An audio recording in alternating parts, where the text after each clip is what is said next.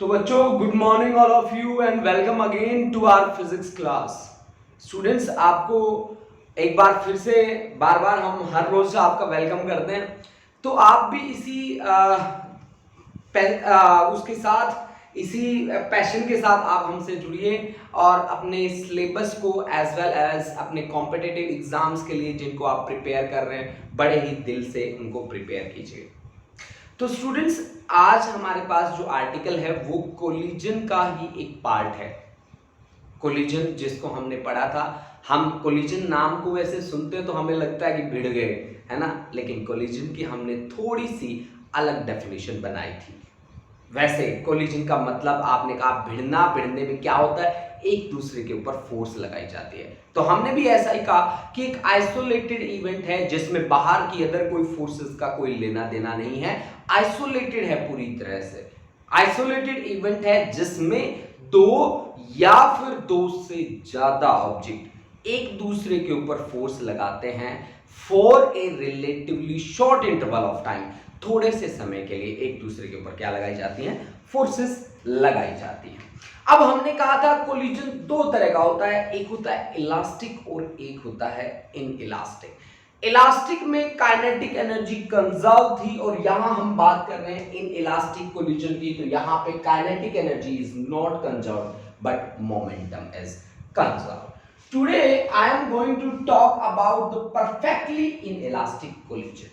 Let us consider we have two masses, one is capital M and another is small m, and here we say कि capital M is greater than small m. Capital M is greater than small m. ये भागता हुआ आया initially with velocity u1, small m was at rest. दोनों में collision हुआ और collision होने के बाद दोनों की वेलोसिटी सेम हो गई, कैपिटल एम और स्मॉल एम की, that is the capital V we have considered. अब देखो बच्चों, कोई भी सिचुएशन हो, law of conservation of linear momentum हर जगह ओबे होता है, law of conservation of total energy हर जगह ओबे होता है, but law of conservation of kinetic energy नहीं होता। ठीक है, तो अब आप उसके साथ कैसे डील करोगे, चलो स्टार्ट करते हैं अपने कॉन्सेप्ट के लिए। तो अप्लाई करते हैं सबसे पहले जिसका हमें पता है, apply law of conservation of linear momentum, linear momentum, law of conservation of linear momentum apply कर दीजिए। वो क्या कहेगा कि total momentum before collision is equal to total momentum after collision. भाई टोटल मोमेंटम कोलिजन से पहले कितना है और कोलिजन के बाद कितना होगा वो आप देख लीजिए। इसका मोमेंटम कितना होगा, capital M, capital M move कर रहा है इनिशियली विद वेलोसिटी u1 और स्मॉल एम की वेलोसिटी है ही नहीं, जीरो, रेस्ट पे है। This is equal to capital M1 की फाइनल वेलोसिटी v है और स्मॉल m की वेलोसिटी भी कितनी है, v है। यानी कि यहां पे capital M into u1 is equal to क्या, m plus small m into v, that is the common velocity v is equal to m u1 divide by capital M plus small m. This is the common velocity. Let us consider this is equation number 1. ये आपने मान ली equation number 1। अब देखो बच्चों, मुझे क्या पता है कि यहाँ पे काइनेटिक एनर्जी कंजर्व नहीं है। काइनेटिक एनर्जी कंजर्व नहीं है, इसका मतलब एनर्जी का लॉस हुआ है। अगर एनर्जी का लॉस हुआ है then we have to find out the loss of energy. मतलब यहाँ पे जो एनर्जी थी ना, उस एनर्जी से कम मिलेगी यहाँ पे एनर्जी। मींस यहां पे एनर्जी चेक कर ले और यहां पे चेक कर लेते हैं और दोनों को सब्ट्रैक्ट कर लेते हैं। अगर वैल्यू पॉजिटिव आती है तो सही है, इसकी बात लॉस हुआ एनर्जी का। तो यहां पे काइनेटिक एनर्जी कितनी है, यहां पे काइनेटिक एनर्जी है हाफ m इंटू u1 का पावर 2। ये तो रेस्ट में बैठा है बेचारा, तो काइनेटिक एनर्जी क्या होगी, कुछ नहीं होगी। और ये इसकी energy, kinetic energy half m into we square और half small m into v square। तो total energy before collision is equal to total energy after collision. तो अप्लाई कर दीजिए, apply law of conservation of, नहीं यहां पे law of conservation of kinetic energy नहीं लगेगा। तो आप देखो पहले total energy before collision, total energy before collision, before collision से that is U1। Total energy before collision मान लो वो U1 है, तो टोटल काइनेटिक एनर्जी होगी, पोटेंशियल तो है नहीं यहाँ पे, तो काइनेटिक एनर्जी एक की तो है भाई हाफ m इंटू U1 का पावर 2, और दूसरे की कितनी है, दूसरे के पास कोई वेलोसिटी नहीं है तो 0। ठीक है, total energy after collision, after collision total energy मान लो U2 है, that is half m into we square plus half small m into we square. अब आपने क्या कहा है कि एनर्जी का लॉस होना जरूरी है, लाजमी है, ठीक है, क्योंकि कॉन्सेप्ट है परफेक्टली इन इलास्टिक कोलिजन का।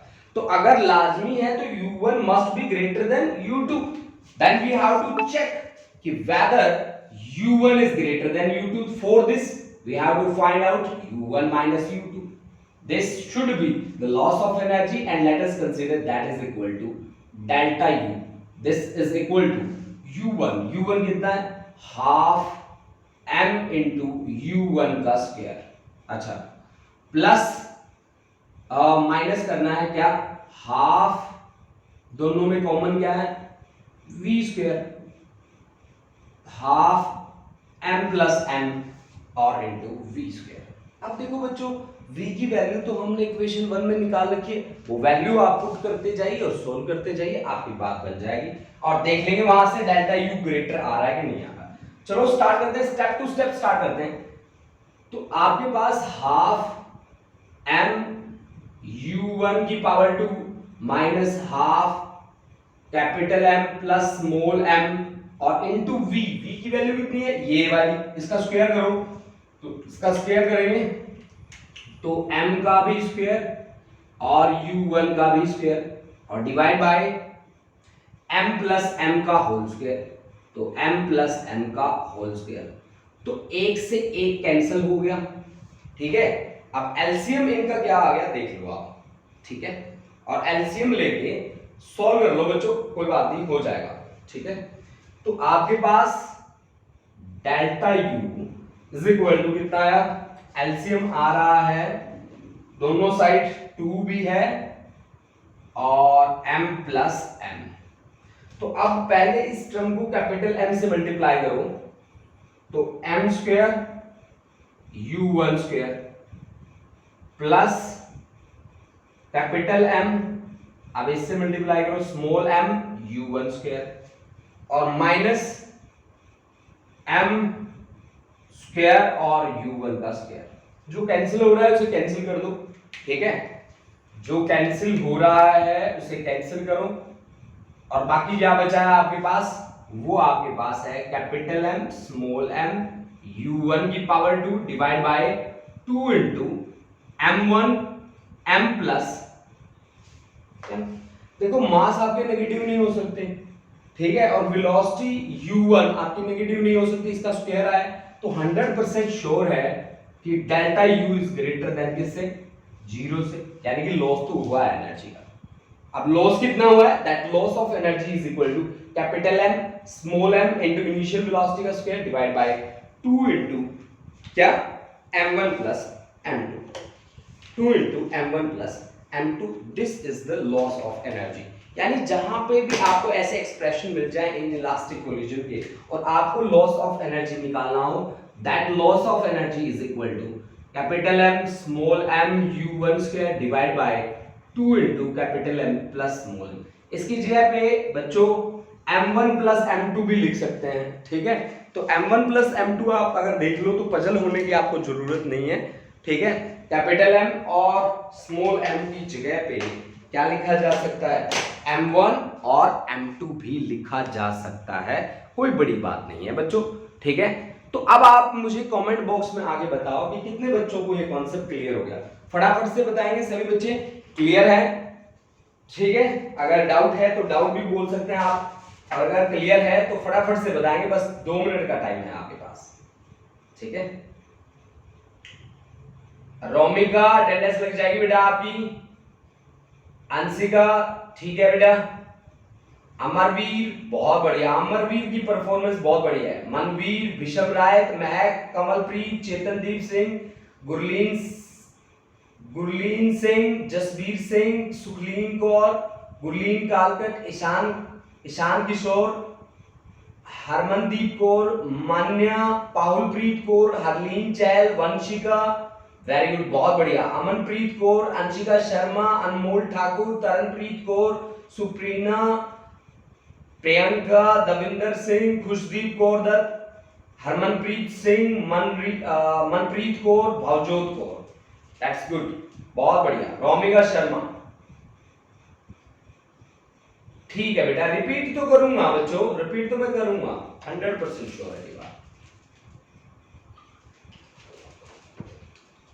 देखो बच्चों, हमने एक्चुअल में क्या किया, देखो इस कहानी को ना समझ लो कि एक ऑब्जेक्ट भागा भागा आ रहा था, इनिशियल वेलोसिटी थी उसकी u1, दूसरा ऑब्जेक्ट आपका रेस्ट पे बैठा था, ठीक है, ये भागा भागा आया और इसके साथ इसने टक्कर खाली दोनों में कोलिजन हुआ, और कोलिजन होने के बाद एक ही वेलोसिटी से दोनों चल पड़े, वो एक ही वेलोसिटी हमने मान ली क्या, v, कि भाई कैपिटल M की भी v वेलोसिटी है, स्मॉल m की भी v वेलोसिटी है, इसी वेलोसिटी के साथ दोनों चल पड़े।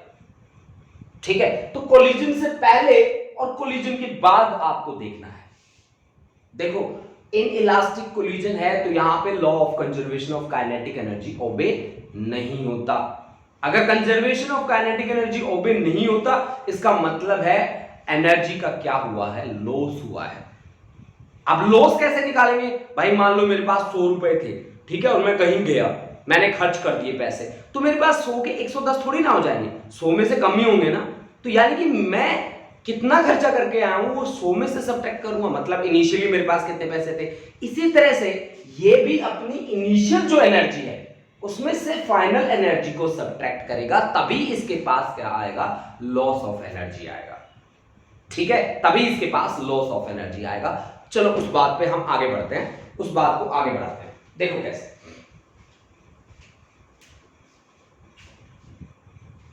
देखो उस बात को आगे कैसे बढ़ाएंगे बच्चों। सबसे पहले मैंने आपको बताया था कि law of conservation of momentum तो हर जगह ओबे होता है, तो आप यहां पे ओबे कर सकते हो कि यहां पे मोमेंटम कितनी है, m इंटू u1, इसकी मोमेंटम कितनी है, 0। ठीक है, तो कोलिजन से पहले टोटल मोमेंटम कितनी हुई, mu1। कोलिजन के बाद मोमेंटम कितनी हुई, कोलिजन के बाद दोनों वेलोसिटी v से मूव कर रहे हैं, तो m की वेलोसिटी v है तो मोमेंटम होगी m इंटू v। मोमेंटम होता है बच्चों मास इंटू वेलोसिटी, और इसकी भी मोमेंटम होगी मास इंटू वेलोसिटी, दोनों की वेलोसिटी सेम है, कॉमन ले लिया मैंने v, यहां बचा mu1, तो कॉमन वेलोसिटी v कोलिजन के बाद उसकी वैल्यू मेरे पास आ गई, उसको इक्वेशन नंबर 1 मान लिया। अब देखो बच्चों, उसके बाद मैंने टोटल एनर्जी कोलिजन से पहले कितनी थी, कोलिजन होने से पहले केवल इसके पास थी एनर्जी, ये तो रेस्ट में था, रेस्ट में काइनेटिक एनर्जी 0 होती है, तो पोटेंशियल एनर्जी का यहाँ पे कॉन्सेप्ट है ही नहीं। ठीक है, तो यहाँ पे इसकी एनर्जी कितनी हुई, mu1 का स्क्वायर, हाफ mu1 का स्क्वायर। बताओ क्यों, क्योंकि काइनेटिक एनर्जी होती है हाफ mv स्क्वायर। अब v तो वेलोसिटी है नहीं यहाँ पे तो u1 है, तो u1 का स्क्वायर लेना पड़ेगा, मास कैपिटल M है तो कैपिटल M लेना पड़ेगा, यानी कि कोलिजन से पहले हाफ mu1 स्क्वायर, कोलिजन के बाद इसकी काइनेटिक एनर्जी है हाफ mv स्क्वायर, इसकी काइनेटिक एनर्जी है half small m into v square. Collision के बाद वाली को जोड़ दो, ये टोटल एनर्जी कोलिजन के बाद। अब हम कहते हैं कि एनर्जी का लॉस हुआ है, तो इनिशियल में से फाइनल घटा दो, that is the loss of energy. Initial में से फाइनल घटाया तो यहां पे v आया, v की वैल्यू इक्वेशन 1 से यहां पे रख दी, और सिंपल मल्टीप्लिकेशन डिवीजन एलसीएम लेके इसे सॉल्व कर लिया, डेल्टा u की वैल्यू आ गई capital M small m into u1 square divide bye 2m1 plus m2, 2m1 plus m2। This is the final result बच्चों, ये फाइनल रिजल्ट है ठीक है, जो हमने यहाँ पे प्रेजेंट किया है आपके सामने। तो बच्चों देखो यहाँ पे ना कोई बहुत बड़ी बात नहीं थी जिसके आपको रट्टे मारने पड़े या जो कॉन्सेप्ट आपका प्रिपेयर ना हो। देखो बच्चों लॉजिक था यहाँ पे कि एनर्जी का लॉस हुआ है। एक लॉजिक था कि कोलिजन के बाद दोनों की वेलोसिटी क्या है, सेम है। This is the thing that you have to prepare in this article. अब देखो बच्चों आगे बढ़ते हैं, हमारे पास है elastic collision in two dimension. ऐसा कहां होता है? ऐसा होता है मैटर पार्टिकल के साथ। मैटर पार्टिकल के ऊपर जब लाइट रेडिएशंस का इंसिडेंस होता है तो मैटर पार्टिकल और लाइट पार्टिकल किस तरह से डेविएट होते हैं, we have to represent in this article. देखो बच्चों मैं बार बार कह रहा हूं कि ये आर्टिकल जो आप पढ़ रहे हैं वो मैकेनिक्स के अंदर पढ़ रहे हैं, सॉरी क्लासिकल फिजिक्स के अंदर पढ़ रहे हैं, लेकिन कहीं ना कहीं जाके ये मॉडर्न फिजिक्स में भी आपको मिल जाएंगे। मतलब आप जहां पे भी जाओगे ना आपको ये आर्टिकल जरूर मिलेंगे। ठीक है, आप ये जो आर्टिकल मैं आपको करवा रहा हूं वो डिट्टो आपको ग्रेजुएशन फाइनल ईयर में मिलेगा। अगर आप फिजिक्स से पढ़ोगे तो ग्रेजुएशन फाइनल ईयर में जब जाओगे तब आपको मिलेगा ये आर्टिकल, जहां पे मैटर पार्टिकल दिखाया जाएगा। ठीक है, और मैटर पार्टिकल इनिशियली रेस्ट पे होगा, उस पे लाइट पार्टिकल का इंसिडेंस कराया जाएगा। ठीक है, और आपसे एक्सप्लेनेशन मांगी जाएगी। ठीक है, तब आप अगर आपको याद होगा तो आप कहोगे कि जगत सर ने कराया था। देखो elastic collision in two dimension,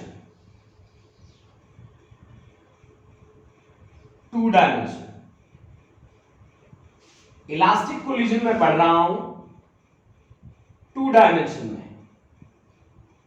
देखो जो टू डायमेंशनल मोशन में स्टडी करने वाला हूं, elastic collision in two dimension. Let us consider we have two object A and object B. Let us consider I have object A. This is the object A whose mass is say m1, initially moving with velocity u1. ठीक है, this is the direction of incidence of that particle, and here we have another particle. That particle has the mass, that mass is m2 and initially moving along this axis with velocity, say that velocity is u2. Let us consider these two will collide with each other, and after collision one particle moves to this side